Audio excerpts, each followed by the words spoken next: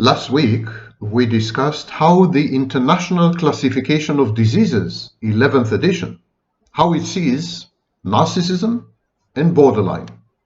The ICD-11 is distinct from the Diagnostic and Statistical Manual. The approach is completely different, much more up-to-date, by the way. Few people know that there are other diagnostic manuals, one of the most famous of which is the Psychodynamic Diagnostic Manual. And today we are going to discuss the PDM and how the PDM views narcissistic personalities and borderline personalities. Why so many diagnostic manuals? Because of the debates and the arguments and the unsettled questions within the field. The proliferation of diagnostic manuals reflects the fact that there are vast, massive, and unbridgeable disagreements between scholars in psychology and psychiatry. And these disagreements have created a fractured landscape. While the Diagnostic and Statistical Manual is still, even in its 5th edition, still highly categorical, bullet point lists oriented, despite the alternative models, the International Classification of Diseases is much more flexible and much more modular, as I've explained in previous videos. And now the Psychodynamic Diagnostic Manual. Psychodynamic Diagnostic Manual, or PDM, has undergone a pretty amazing transition. It started off as a psychoanalytic manual, a diagnostic manual based on essentially classical psychoanalysis. But then, in the 80s, it has been completely transformed. And now it reflects what is known as neo-Kraepelinian or Kraepelinian approach. In other words, now it is mostly biological or neurobiological and genetic in attitude. It is a medicalized diagnostic manual to a large extent, which again is in one way ironic and in another way not surprising, because you do recall that Sigmund Freud was actually a neurologist, not a psychologist. He was a scientist, not a psychologist. But even more important than Sigmund Freud when it comes to the medicalization of mental health and mental illness is Emil Wilhelm Georg Magnus Kraepelin. Who could remain sane with such a name, I ask you? In addition to that, he was German. Kraepelin lived between the latter half of the 19th century and the first quarter of the 20th century. And he was a psychiatrist. Some scholars consider him to be the father and the founder of modern scientific psychiatry, psychopharmacology, and psychiatric genetics, together with Wundt, who had a laboratory and studied human subjects in his laboratory. Kraepelin believed that the origin of psychiatric disease is biological. It's a genetic malfunction. And in this sense, he is back in fashion nowadays. That's why we say that modern psychology, modern psychiatry are neo-Kraepelinian. The theories of Kraepelin dominated psychiatry at the beginning of the 20th century. And only with the advent of psychoanalysis and psychodynamic influences did his contributions fade from public memory, waned and disappeared, only to reappear at the end of the 20th century and the beginning of the 21st century. So, what about the Psychodynamic Diagnostic Manual, the PDM for short? The PDM originally was compiled by a collaborative task force, members of the American Psychoanalytic Association, the International Psychoanalytical Association, the Division of Psychoanalysis, used to be known as Division 39, of the American Psychological Association, the American Academy of Psychoanalysis and Dynamic Psychiatry, and the National Membership Committee on Psychoanalysis in Clinical Social Work, in short, psychoanalysts. But when the DSM-3 was published in 1980, it appropriated a lot of this material. I don't know how many of you know that the original editions of the Diagnostic and Statistical Manual, starting in 1952 and culminating in the seminal third edition in 1980, the original DSMs were based on psychoanalysis. And so the manual, the PDM, switched from being influenced by psychoanalysis, being psychoanalytically dimensional, to a neo-Kraepelinian, descriptive, symptom-focused model based on present or absent symptoms, very reminiscent of classical medicine. The PDM provided a return to a psychodynamic model for the nosological evaluation of symptom clusters, personality dimensions, and so on. So in the PDM, we have 3 dimensions and a few axes. The 3 dimensions are dimension 1, personality patterns and disorders, dimension 2, mental functioning, and dimension 3, manifest symptoms and concerns. And like the previous edition of the PDM, because the PDM right now is in its 2nd edition, like the first edition, the PDM still classifies patients along 3 axes. The first axis is known as P-axis, personality syndromes. The M-axis, profiles of mental functioning, and the S-axis, symptom patterns, the subjective experience. The P-axis is a kind of map of personality. It's not. These are not lists. There are not listings of diagnostic criteria like in the DSM-5. They are not even trait domains like in the ICD. But the PDM defines different terms as part of the P-axis, including personality, character, temperament, traits, type, style, and defense. The S-axis is very similar to the DSM and the ICD because it includes predominantly psychotic disorders, mood disorders, disorders related primarily to anxiety, event and stressor-related disorders, somatic symptom disorders, and addiction disorders. Okay, this is a general overview of the PDM. It's a fascinating read. In many ways, it's an integration of the ICD-11 with a DSM-5 text revision. It's a kind of bridge between them. So those of you who are clinicians or scholars or even professors of psychology may benefit from reading this book and gain new insights, and it's very thought-provoking. What does it have to say about narcissistic personalities? Individuals with problematic narcissistic preoccupations, says the manual, exist along a continuum of severity, from the neurotic through the psychotic level of organization. So exactly like the ICD-11, the PDM recognizes that there are levels of severity of disorders. In the DSM, it's low, mild, moderate, and severe. In the PDM, there's a similar severity organization.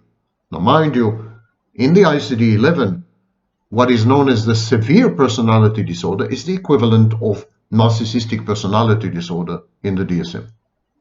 Okay.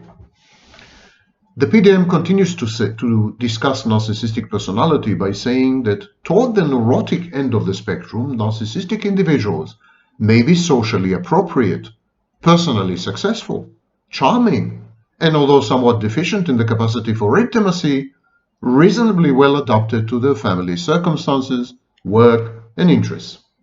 In contrast, people with narcissistic personalities at the more pathological levels, whether or not they are personally successful, suffer from identity diffusion, often concealed by a grandiose self-presentation.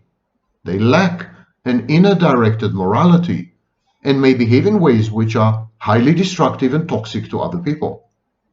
Kernberg, in 1984, characterizes the most problematic type of narcissistic individuals as suffused with malignant narcissism.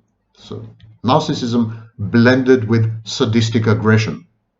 Kernbeck said that this is a condition that he placed on a continuum with the frankly psychopathic personality. And there have been studies or elaborations of this earlier by Meltzer in 1973, Rosenfeld in 1987. And so malignant narcissism is a kind of the bridge between neurotic and psychotic narcissism. Whereas in psychotic narcissism, there's already a confluence with sadism and grandiosity, which masks extreme identity diffusion. Continue to quote from the manual. The characteristic subjective experience of narcissistic individuals is a sense of inner emptiness. That's very surprising, because this in psychoanalysis, in classic psychoanalysis and psychodynamic theories, this kind of emptiness, this empty schizoid core, was initially identified with the borderline. And only in the work of some scholars, such as Guntrip, Guntrip and Seinfeld, the empty schizoid core came to be identified with narcissism, and this view has been adopted by the PDM. It's an object relations view, essentially. The PDM says that in narcissistic individuals, there's a sense of inner emptiness and meaninglessness that requires recurrent infusions of external affirmation, narcissistic supply, affirmation of their importance and value. Narcissistic individuals who succeed in extracting such affirmation in the form of status, admiration, wealth, or success may feel an internal elation. This is known as narcissistic elation. They behave in a grandiose and arrogant manner, evince a sense of entitlement, and they treat other people, especially those perceived as of lower status, with contempt. When the environment fails to provide such evidence, that is known as narcissistic collapse, narcissistic individuals may feel depressed, ashamed, and envious of those who succeed in attaining the status that they lack. And this is, of course, the core clinical feature of covert narcissism. The PDM says that these people who are undergoing narcissistic collapse, these people who fail to secure an uninterrupted flow of narcissistic supply, these people often fantasize about unlimited success, beauty, glory, and power, and their lack of real pleasure in either work or love can be painful to witness. This applies equally to successful narcissists, by the way. Given these considerations, these narcissistic personalities would belong on the introjective end of Blatt's, B-L-A-T-T, Blatt's 2008 continuum, because their patterns reflect attempts to establish and maintain a sense of self, and their preoccupations with issues of autonomy, control, self-worth, and identity add to this. The DSM's narcissistic personality disorder describes the more grandiose or arrogant version of narcissistic personality, first described by Wilhelm Reich in 1933 as the phallic narcissistic character. Reich was obsessed with sexuality, as some of you may recall. And in the DSM, the PDM is highly critical of the DSM. It says that it omits from consideration the many persons who come to therapists feeling shy and ashamed, avoiding relationships, and looking diffident. This is the covert narcissist, or the covert phase in narcissism. Every narcissist cycles through overt and covert phases, but narcissists present to therapy only in the covert phase, which creates the wrong impression that there are two types of narcissists, overt and covert, when actually it's the same narcissist experiencing collapse. Although the PDM says, although often less successful than arrogant individuals with this psychology, the covert narcissists are internally preoccupied with grandiose fantasies. And that's what I've been telling you all along. Both overt and covert narcissists, both in the overt phase and in the covert phase, there is grandiosity. So it's wrong to call narcissists grandiose and distinguish them from covert narcissists, because all narcissists are grandiose. Rosenfeld in 1987 distinguished between the thick-skinned and thin-skinned narcissist. Akhtar in 1989 distinguished between the overt and the covert shy patient. Gabbard, Gabbard, Gabbard in 1989 distinguished the oblivious from the hypervigilant type. Masterson in 1993 between the exhibitionistic and closet types, and Pincus and colleagues, Pincus, Kane, Wright, and Roche, by the way. Pincus and colleagues distinguished the grandiose and the vulnerable types, and I am dead set against this distinction because it misrepresents the fact that all narcissists are grandiose. Russ, Shedler, Bradley, and Weston in 2008 identified 3 subtypes of narcissistic patients, labeled grandiose malignant, fragile, and high-functioning exhibitionistic. They describe the last subtype as notable for grandiosity, attention-seeking, and seductive or provocative attitudes, but also for significant psychological strengths. Patients with narcissistic concerns or who are not in a position to act arrogantly may demand that the therapist teach them how to be normal or popular, complaining that they want what more fortunate people have. In other words, they want to be better narcissists, or more accomplished narcissists, or more self-efficacious narcissists. Narcissistic individuals, says the PDM, frequently have hypochondriacal preoccupations. They are preoccupied with hypochondriacal manifestations and somatic complaints. Recently, attachment and mentalization in patients with comorbid narcissistic and borderline personality disorders have been extensively addressed by Diamond and colleagues. It was not so recently, it was in 2013 and 2014. This literature suggests that narcissistic people have insecure attachment styles, both attachment anxiety and attachment avoidance, very reminiscent of the twin anxieties of the borderline. The borderline has abandonment anxiety, separation insecurity, coupled with engulfment anxiety. The PDM says that this may result from early relationships with others that were confusing, unpredictable, and full of hidden agendas. So I refer you to studies by Diamond, Fossati, Feeney, Pincus, Boroni, Maffei, Keeley, Joyce, Steinberg, Piper, Miller, and many others.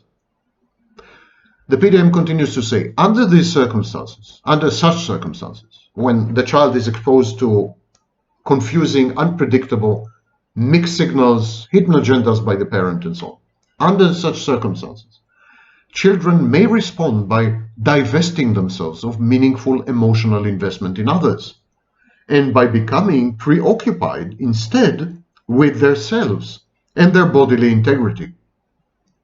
Individuals with narcissistic personalities spend considerable energy evaluating their status relative to that of others. They tend to defend their wounded self-esteem through a combination of idealizing and devaluing others.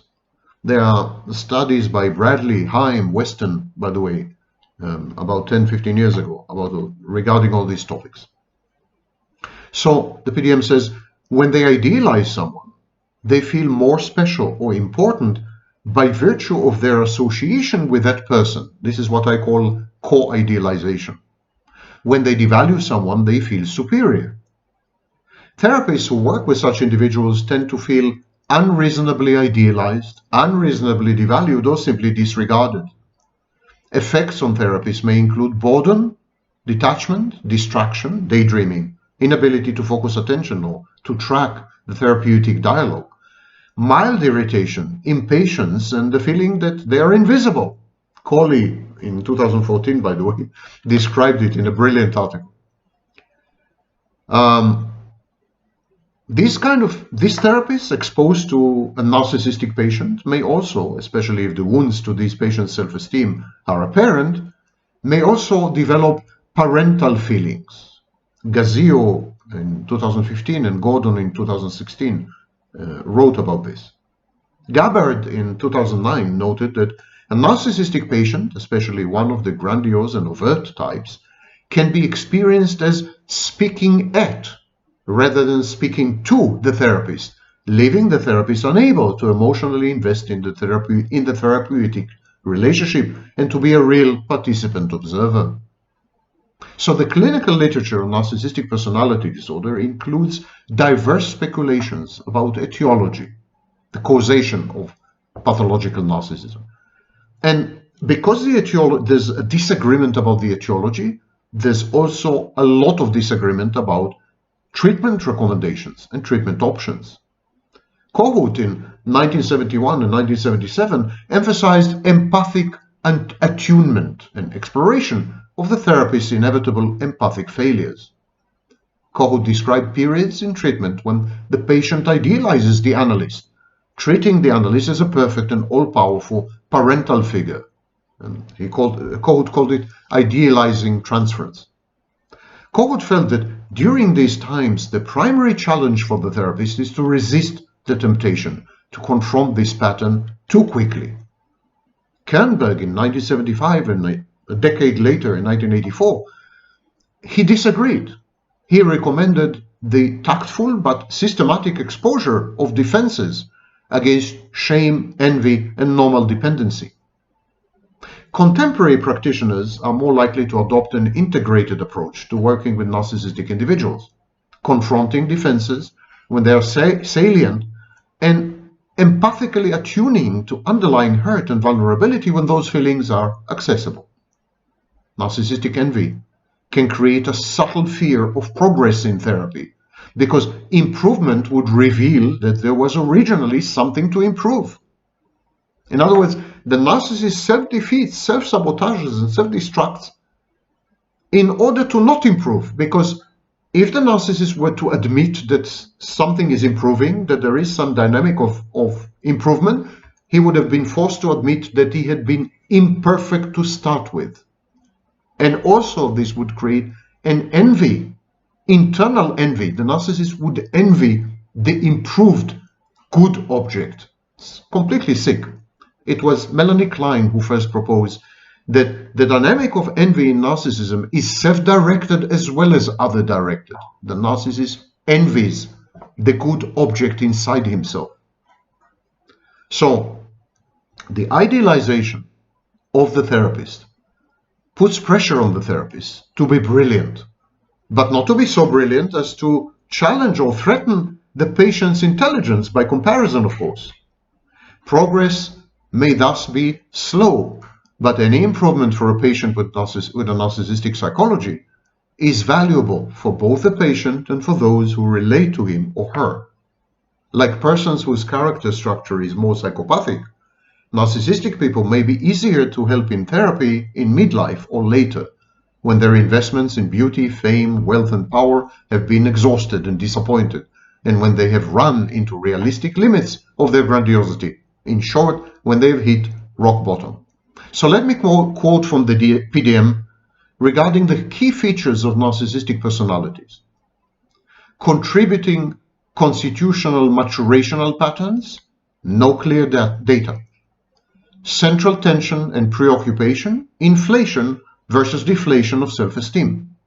That's the discrepancy between implicit and explicit self-esteem.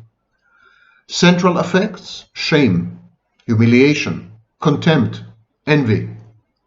Characteristic pathogenic belief about self, I need to be perfect in order to feel okay. Not only okay in general, but okay with myself.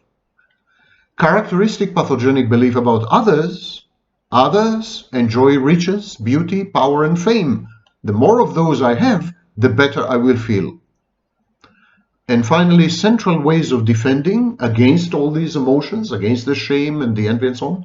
Central ways of defending, idealization and evaluation. This is what the PDM has to say about narcissistic personalities. And what about borderline personalities? In the first edition of the PDM, the term borderline was used to refer only to a clinically inferred level of personality organization. In other words, the PDM incorporated Kernberg's insight into the borderline personality organization. However, since the publication of the first edition, the concept of a specific borderline type of personality disorder defined by DSM criteria has become very pervasive.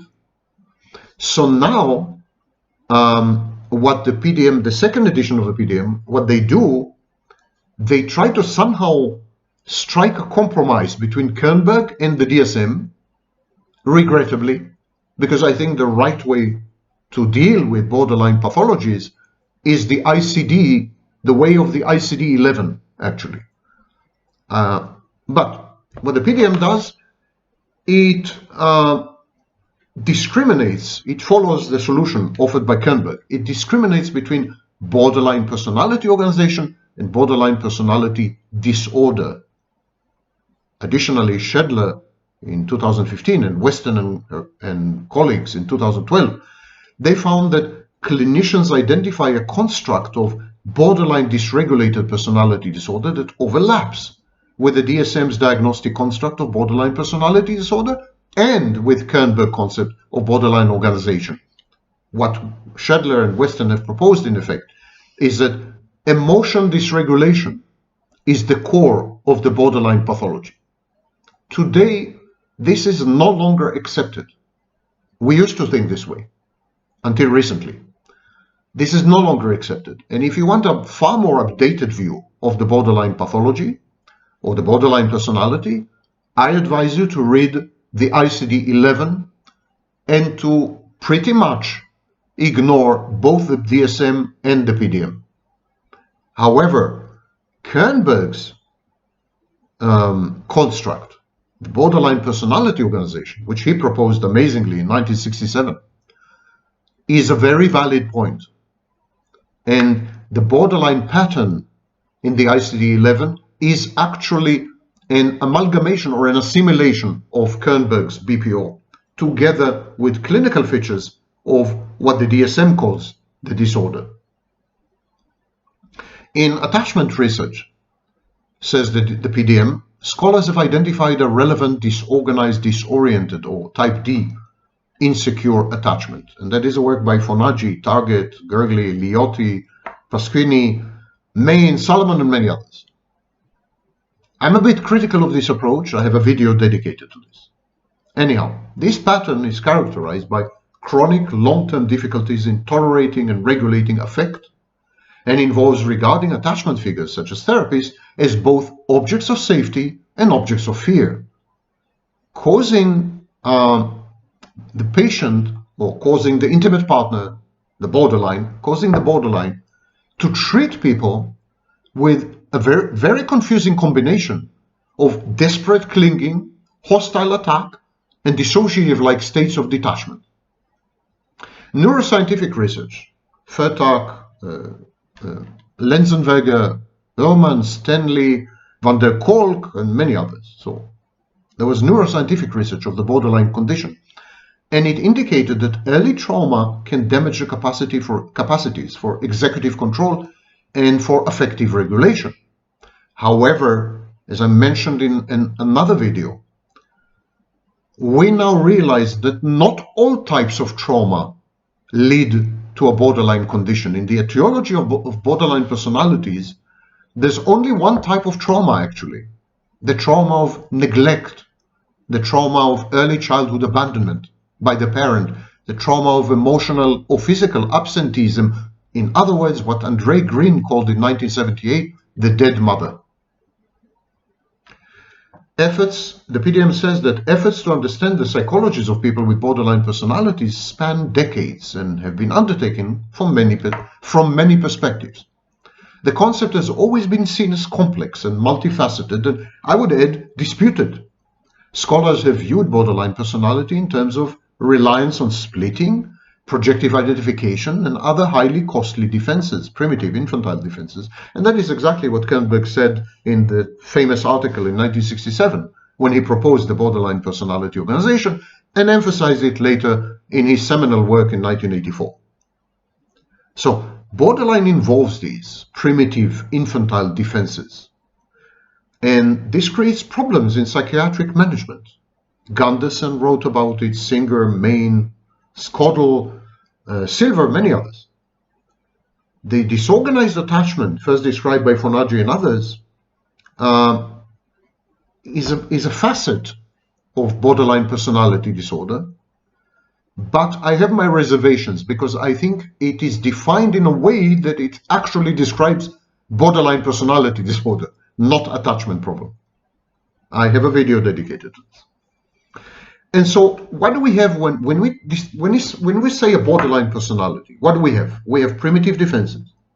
We have problems in psychiatric management. We have disorganized attachment. We have inability to mentalize, inability to recognize internal states in oneself and in others that underlie behavior, that regulate affect. And that is a work by Fonaggi and Gergely and Jurist and Target. An inability to experience the continuity of self and the continuity of others, work by Bromberg, Heifetz, Mears. Regarding the etiology of borderline personality disorder, there is evidence for a genetic vulnerability, evidence that is lacking in the case of narcissistic personality disorder. Kernberg and Caligore, Paris, Siever, Davis, Stone, Torgerson, they all kind of reviewed the discoveries in genetics and the hereditary dimension or component or determinant in borderline. The origin of borderline is therefore somehow influenced by genes. However, later studies have demonstrated that even if we were to agree with this, the impact on the variability of the disorder would be limited to about 5%. So what are the other confounding factors? What are the other factors contributing to the emergence of the disorder? Well, we have an early attachment disorder. Gaidano, Liotte, so on, wrote about this. The bad or dead parenting, the dead mother, yes. And this leads to developmental arrest, described by Bateman and Fonaggi and Masterson and many others. And this developmental arrest feeds into a severe relational trauma, best described by Mears in 2012. But what we don't know, we know that all these factors contribute to the emergence of a borderline pathology, even as early as age 12. But what we don't know is the relative weight of each of these factors. It seems that each person presents with a different weighting of these factors in the etiology. Individuals with borderline personality disorder are notoriously difficult patients because they may challenge ordinary therapeutic limits. They breach boundaries. They evoke intense countertransference reactions in therapies, and they require modification of the treatment models in which many therapists are trained. They're highly critical. Borderline patients are highly critical. At the same time, they're highly flirtatious and seductive. The histrionic aspect is very pronounced, and when they're disappointed or when they feel engulfed, or then they become a secondary psychopathic. Patients with borderline personality disorder feel emotions that easily spiral out of control, easily overwhelm them. They drown in emotions and they reach extremes of intensity. They could even become aggressive, externalize aggression, and even become violent. And this compromises the patient's capacity for adaptive functioning. The borderline patient tends to catastrophize. They frequently require the presence of another person to help them to regulate their affect and to be soothed. They self-soothe and self-medicate with other people. I call it external regulation. When the relationship with this other person, this intimate partner or this special person or this favorite person, when the relationship with this other person, the rock in the borderline's life, to whom she outsources her internal psychological processes. So when the presence and when the relationship with this kind of person becomes closer, however, the borderline feels easily controlled, engulfed. She wants to flee the intimacy that only days before she craved and she was seeking. I'm saying she, half of all borderlines are men. At the same time, the borderline patient feels a deep fear of being rejected and abandoned. And this conflict, this internal dissonance, between the two anxieties is, I think, the engine of emotion dysregulation. This inner turmoil disposes the borderline to misunderstand the attitudes and behaviors of other people as signs of present or anticipated rejection and abandonment. Such patients, for example, in therapy, they tend to have difficulties in connecting their own actions and feelings with what they think and with what is happening. It's as if they inhabit three parallel universes, three parallel scenarios, and this is the dissociative walls. These are the dissociative walls that the borderline has to cope with constantly. To a large extent, this is the phenomenology of pathological narcissism as well. These people have trouble understanding other people's behaviors, intentions, desires, and emotions. There's a failure, catastrophic failure in mentalization, which is not very far off from low-functioning autism. And the borderline patients, and to a large extent narcissists, often misrepresent their internal processes and the external environment by deploying infantile primitive defenses such as projection, or by taking it for granted that others feel and think exactly as they do. They have difficulties in putting themselves in other people's shoes and taking perspective. They have empathy deficits and empathy failures. As a consequence, yes, borderlines as well have empathy deficits. The text in the DSM has been amended to reflect this. As a consequence, these people tend to see other people in a binary, splitting, egocentric way. Good for me, bad for me. Or all good and all bad. They may be naive with a tendency to develop stereotypical explanations of their own and other people's behaviors, intentions, and desires. This renders them to a large extent gullible. They're often victimized. And when you're victimized time and again, or when you perceive what has happened to you as having been victimized time and again, you become suspicious, unduly suspicious, paranoid ideation. These people develop interpretations of these experiences that are so convoluted and conspiratorial that they lose connection with the experiences themselves. They impair these individuals' reality testing. Additionally, these people have difficulties in feeling a sense of continuity in their own experience. They're disjointed, they're broken, they're like a kaleidoscope, they're in shards. They may shift from one affect to another, from one self-representation or self-state to another, and they don't notice these inconsistencies between these different affects, different representations, different states.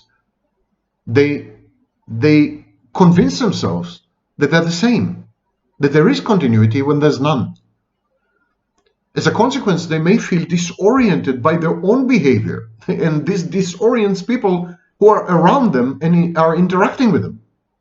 They tend to stir up in other people emotions similar to those that they are experiencing, or emotions that they have disavowed in themselves.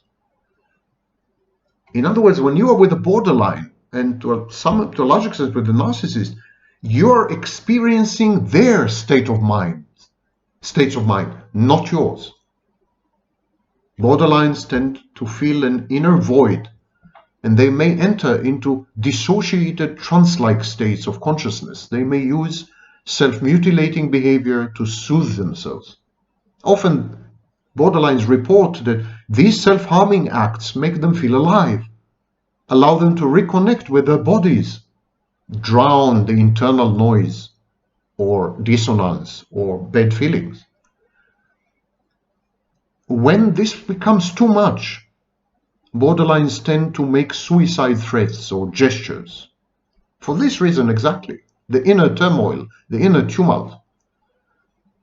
And some of them attract other people's attention or try to manipulate them. Of course, a lot of suicidal behavior, a lot of suicide attempts are actually calls for help or attempts to garner attention or to manipulate people. Most borderlines, but not all, but most borderlines behave sexually or aggressively when their attachment needs are stirred up. They may often, but not always, be impulsive, and they tend to have troublemaking, and they tend to be crazy making.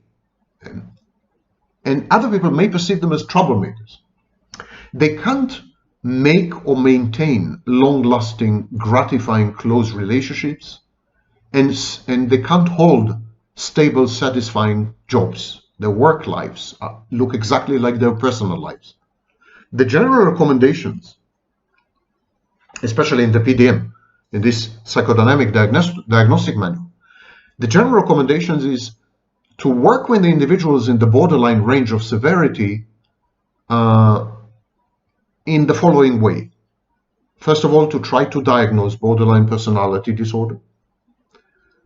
And even if there's a failure, but a clear pattern, borderline pattern or borderline personality organization, to treat it as if it is borderline personality disorder. There's a need to emphasize the centrality of the working alliance and the importance of repairing the alliance when it is damaged. Now, this is literally impossible to do with a narcissist, with someone with narcissistic personality disorder, let alone the psychopath. But it is possible to do this with the borderline. The prognosis in borderline is much better. Borderline remits spontaneously after age 35. And borderlines have access to positive emotions and to a lot more empathy, affective empathy, than narcissists. So there's hope there. The treatment of a borderline, there's hope. And there is good reason to negotiate an alliance with the borderline, a pact, a therapeutic pact. And so the first thing to be done in the therapy of borderlines is to set boundaries and to educate the borderline as to the critical role of boundaries and to make the boundaries very clear.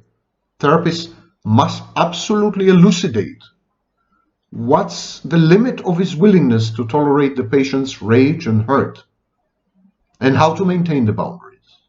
The discouragement of regression, the expectation of intensity, the inevitability of either-or dilemmas, the importance of the patient's sense of the therapist as an effectively genuine person, and the development of capacities for self-reflection, mentalization, or mindfulness. There's a need for ongoing clinical supervision of the therapist because it's a harrowing experience working with a borderline or with a narcissist. There were many psychoanalytic theorists who have written about the treatment of borderline personality disorder, and they all emphasize how their treatments deviate from standard psychoanalytic treatments. Those of you who want to learn more, you can read work by Bateman, Fonagy, Clarkin, Kernberg himself, Masterson, and so on and so forth. Cognitive behavior therapists emphasize how their treatments deviate from standard cognitive behavior therapy. Linehan is a prime example, but also Young, Klosko, Weissahar. It seems that run-of-the-mill, ordinary, mundane therapies don't work with borderlines. You have to adapt the therapy, not the patient, the therapy.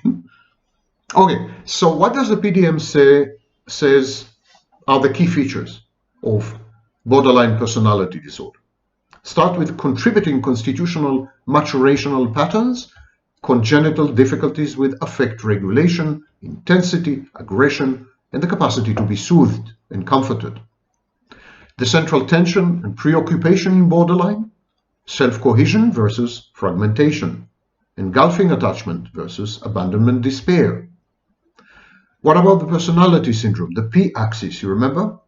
Central affects, intense affects generally, especially rage, shame, and fear. Characteristic pathogenic belief about the self, I don't know who I am, I inhabit dissociative self-states rather than having a sense of continuity.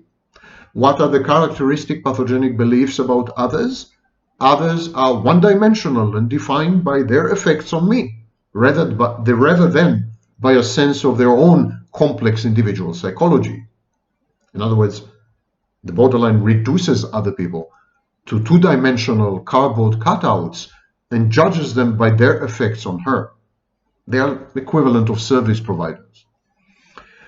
And the central way of defending in borderline is splitting, projective identification, denial, dissociation, acting out, and a panoply of other primitive defenses. That's the view of the PDM when it comes to narcissism and borderline.